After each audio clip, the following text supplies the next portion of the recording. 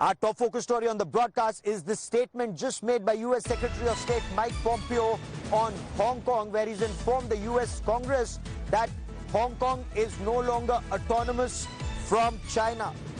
Mike Pompeo said, "I reported to the Congress that Hong Kong is no longer autonomous from China. Given facts on ground, the United States stands with the people of Hong Kong."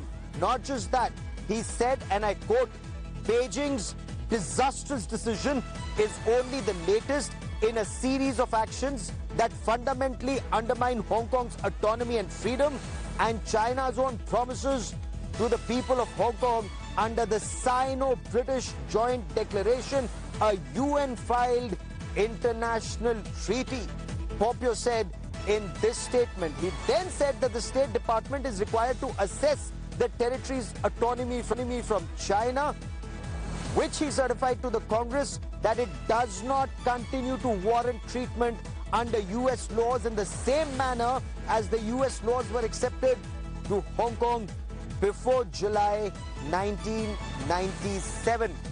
I want to quickly bring in Ambassador Kanwal Sibal, India's former Foreign Secretary, for more on this. Ambassador Sibal, what do you make of Mike Pompeo's statement and China's actions in Hong Kong?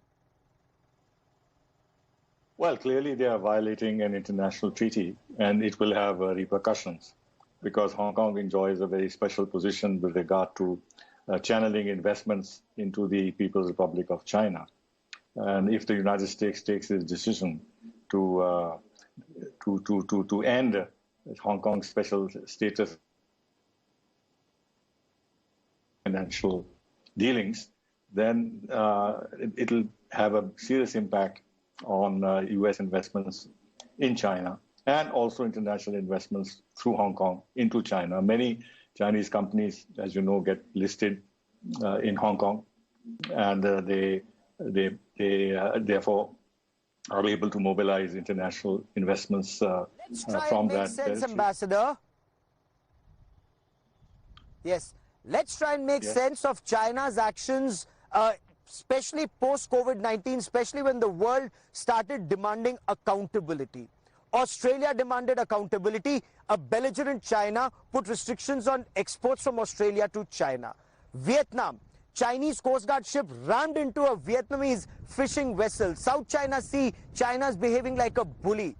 We've seen what China's doing in Hong Kong. We're seeing how China's taking on Vietnam and the tension that India and China are facing at the line of actual control. According to some reports, there are 2 brigades plus of Chinese troops on the Chinese side of the line of actual control. But are these not intimidation tactics? Why is the dragon breathing fire across the region?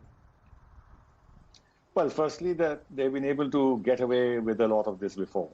After all, they have gone ahead and reclaimed reefs and rocks and islands in the South China Sea with no pushback from anyone, including the United States of America. Although it has troops stationed in the region, it has military alliances with countries in the region, and they have their 7th Fleet operating in these waters, which is a very powerful arm of the U.S. Navy.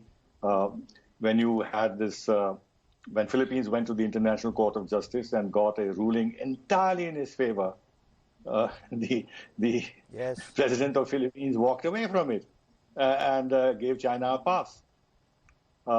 Similarly, Vietnam, while of course it has serious differences with China, but it has a lot of trade with China, and therefore they have to follow a very balanced policy of defending their interests and at the same time, engaging China.